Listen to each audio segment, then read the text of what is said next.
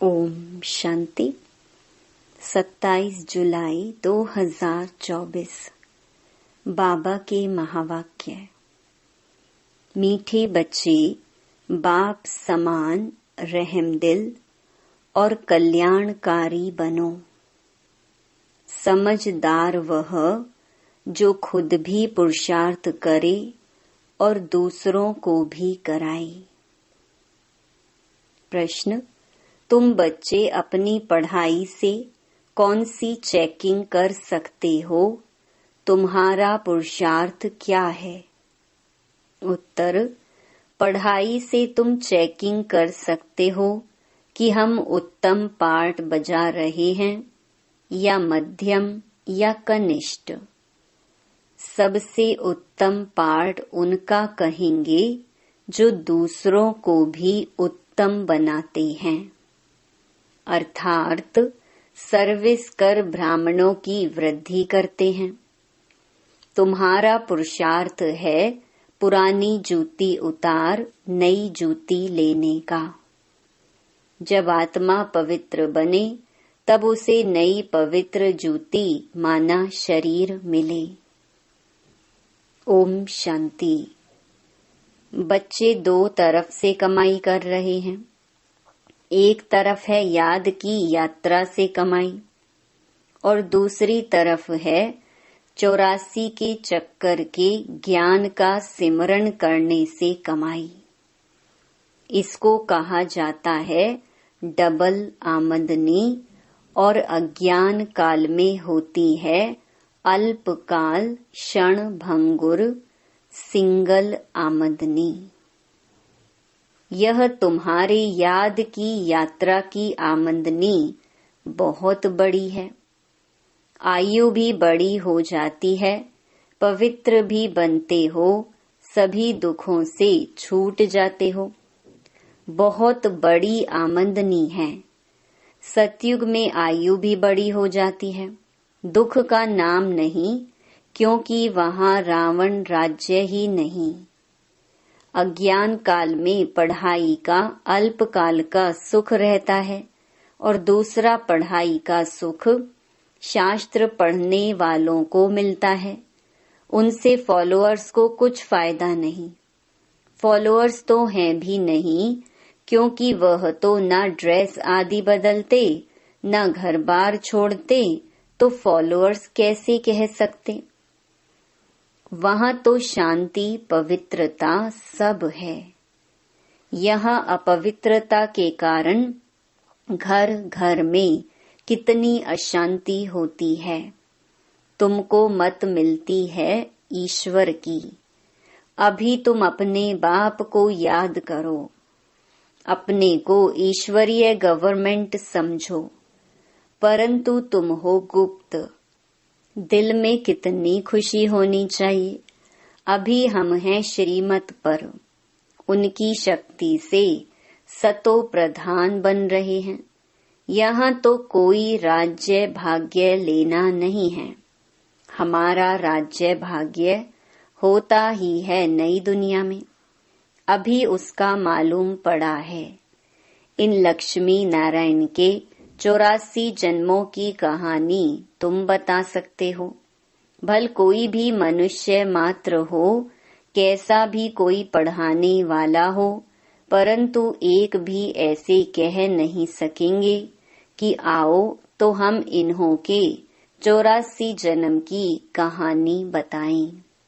तुम्हारी बुद्धि में अब स्मृति रहती है, विचार सागर मंथन भी करते हो। अब तुम हो ज्ञान सूर्य वंशी। फिर सतयुग में कहा जाएगा विष्णु वंशी।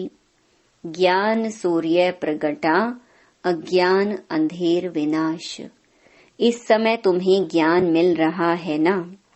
ज्ञान से ही सद्गति होती है। आधा कल्प ज्ञान चलता है, फिर आधा कल्प अज्ञान हो जाता है। यह भी ड्रामा की नोंद है।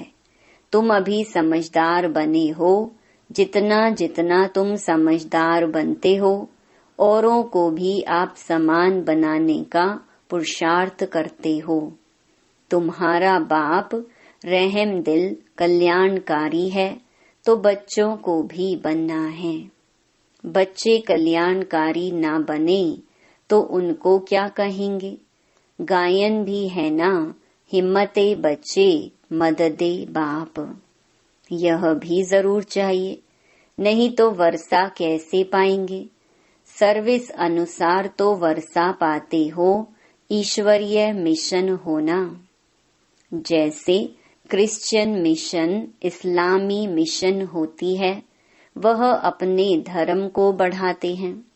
तुम अपने ब्राह्मण धर्म और दैवी धर्म को बढ़ाते हो।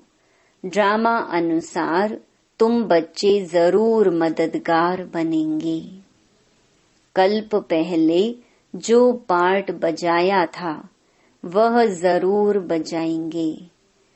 तुम देख रहे हो हरेक अपना उत्तम, मध्यम, कनिष्ठ पार्ट बजा रहे हैं। सबसे उत्तम पार्ट वह बजाते हैं जो उत्तम बनाने वाला है। तो सभी को बाप का परिचय देना है और आदि मध्य अंत का राज समझाना है।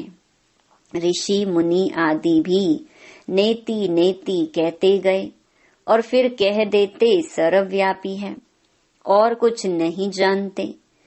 ड्रामा अनुसार आत्मा की बुद्धि भी तमो प्रधान बन जाती है।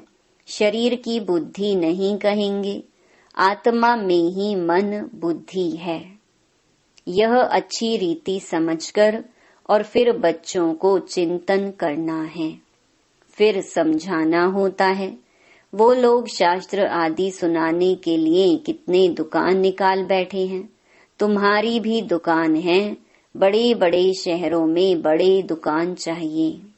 बच्चे जो तीखे होते हैं उनके पास खजाना बहुत रहता है। इतना खजाना नहीं है तो कोई को भी दे नहीं सकते हैं। धारणा नंबर वार होती है। बच्चों को अच्छी रीति धारणा करनी है जो किसी को समझा सके।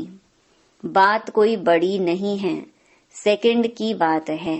बाप से वर्षा लेना। तुम आत्माएं बाप को पहचान गई हो तो बेहद के मालिक हो गए।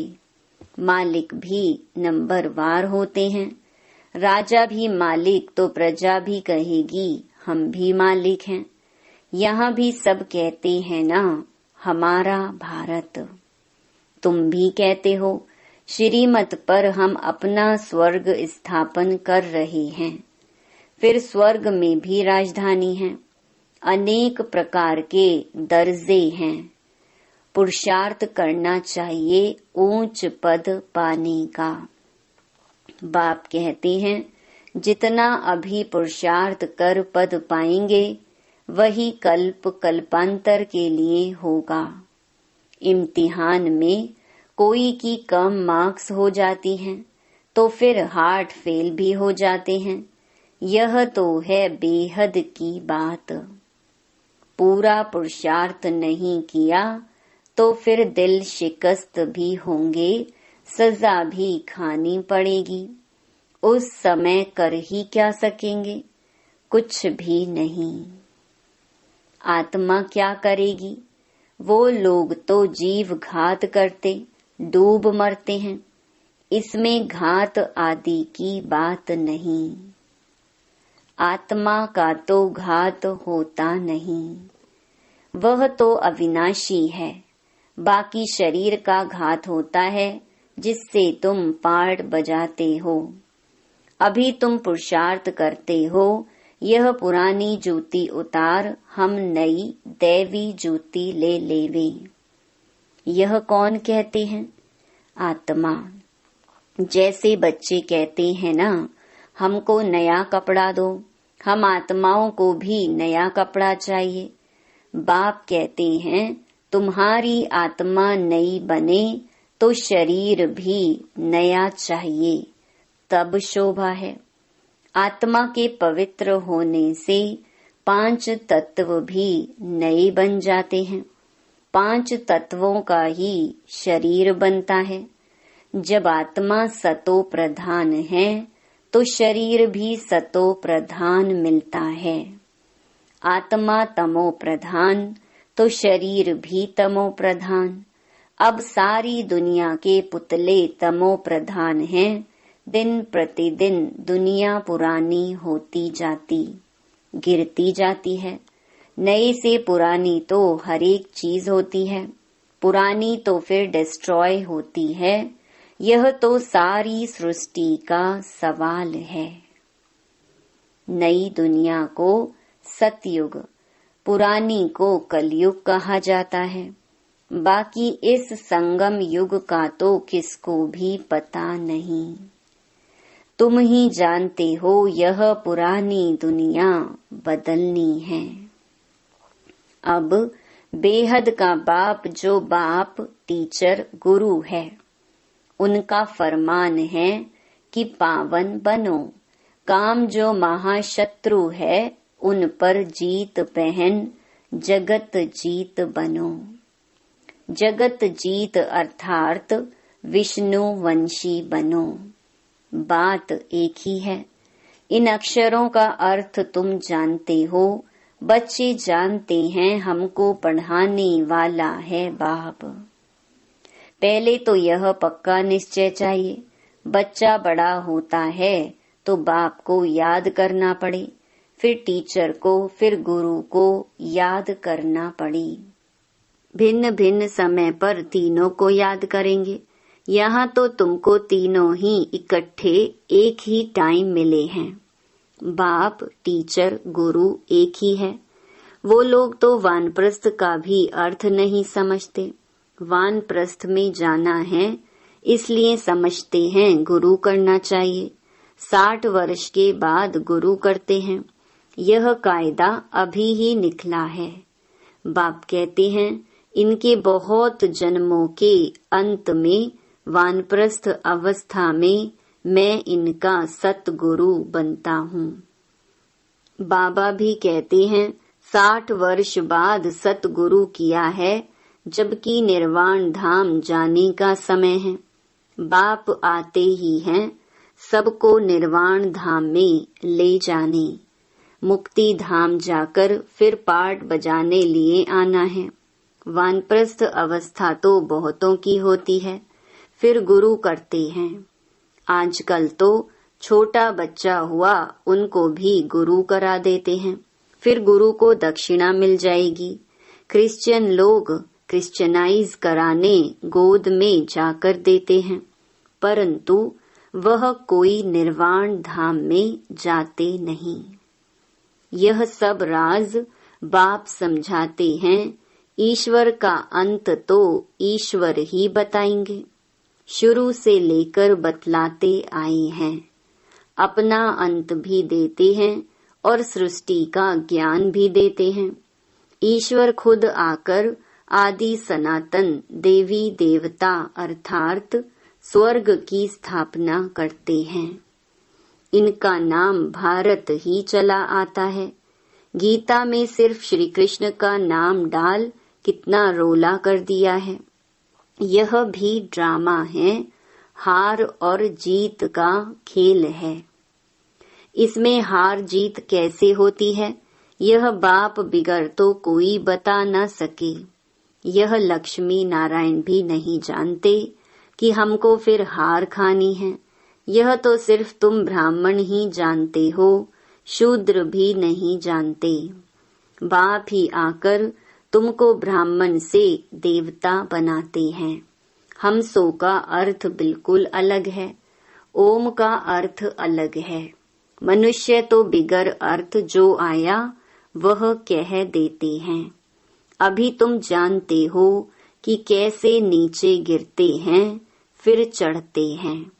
यह ज्ञान अभी तुम बच्चों को मिलता है, ड्रामा अनुसार फिर कल्प बाद ही आकर बताएंगे। जो भी धर्म स्थापक हैं वह आकर फिर अपना धर्म अपने समय पर स्थापन करेंगे। नंबरवार पुरुषार्थ अनुसार नहीं कहेंगे, नंबरवार समय अनुसार आकर अपना अपना धर्म स्थापन करते हैं। यह एक बाप ही समझाते हैं। मैं कैसे ब्राह्मण फिर सूर्यवंशी चंद्रवंशी डायनेस्टी स्थापन करता हूँ। अभी तुम हो ज्ञान सूर्यवंशी, जो फिर विष्णुवंशी बनते हो। अक्षर बड़ी खबरदारी से लिखने होते हैं, जो कोई भूल ना निकाले। तुम जानते हो यह ज्ञान का एक एक महावाक्य रतन हीरे हैं। बच्चों में समझाने की बहुत रिफाइननेस चाहिए। कोई अक्षर भूल से निकल जाए तो फट से राइट कर समझाना चाहिए।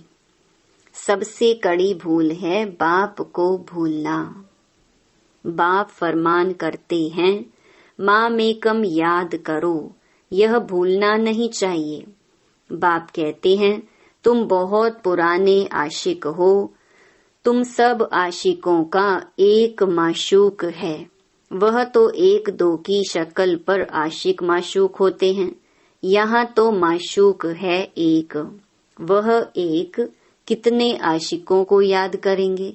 अनेकों को एक को याद करना तो सहज है, एक कैसे अनेकों को याद करेंगे?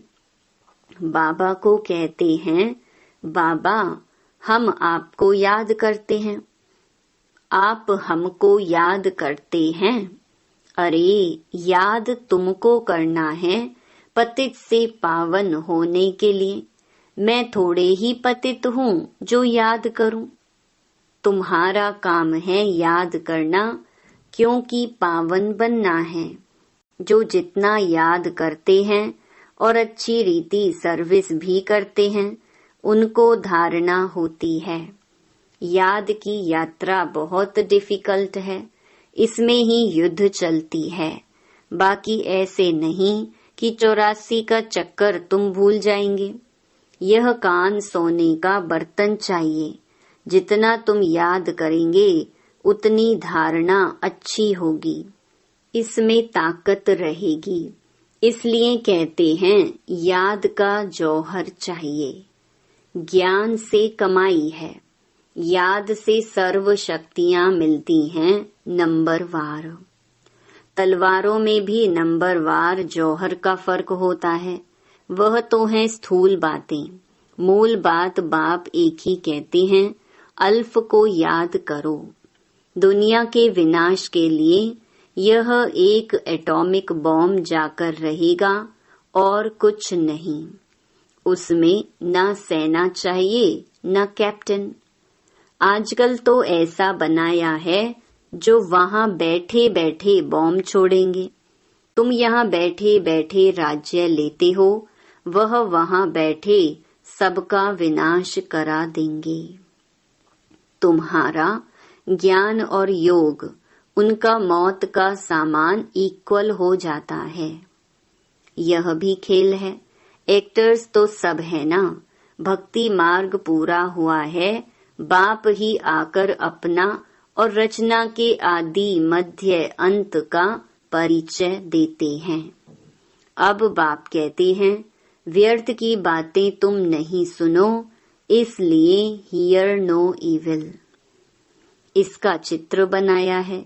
आगे बंदर का बनाते थे, अब मनुष्य का बनाते हैं, क्योंकि सूरत मनुष्य की है परंतु सीरत बंदर जैसी है, इसलिए भेंट करते हैं।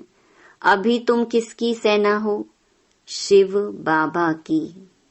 बंदर से तुमको मंदिर लायक बना रहे हैं, कहाँ की बात कहाँ ले गए हैं। बंदर कोई पुल आदि बांध सकता है क्या? यह सब हैं दंत कथाएं।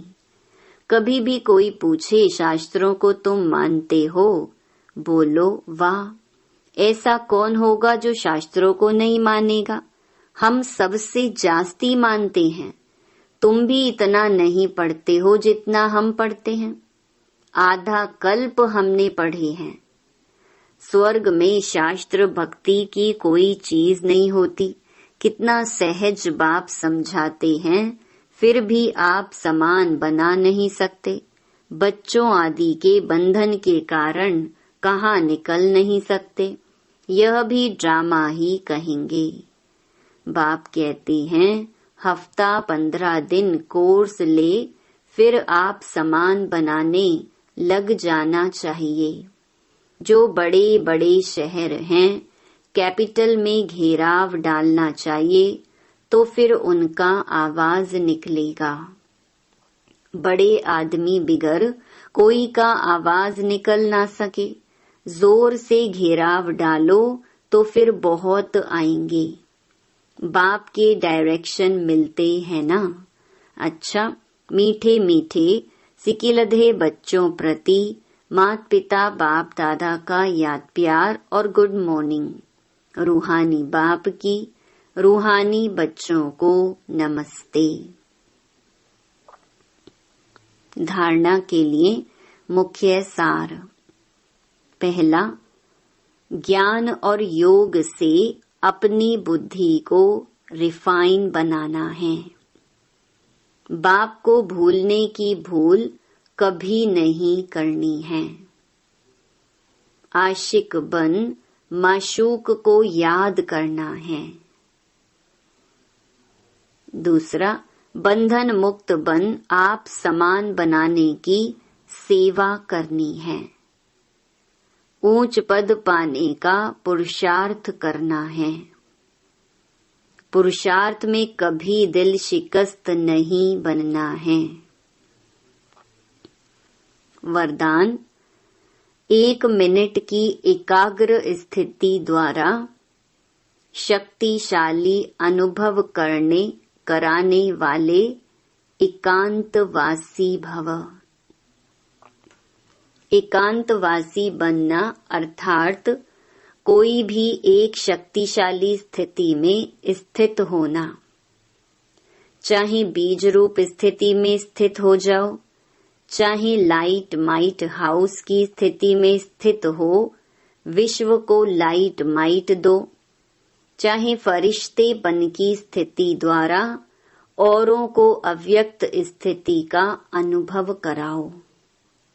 1 सेकंड व 1 मिनट भी अगर इस स्थिति में एकाग्र हो स्थित हो जाओ तो स्वयं को और अन्य आत्माओं को बहुत लाभ दे सकते हो। सिर्फ इसकी प्रैक्टिस चाहिए। स्लोगन, ब्रह्मचारी वह है जिसके हर संकल्प हर बोल में पवित्रता का वाइब्रेशन समाया हुआ है। ओम शांति।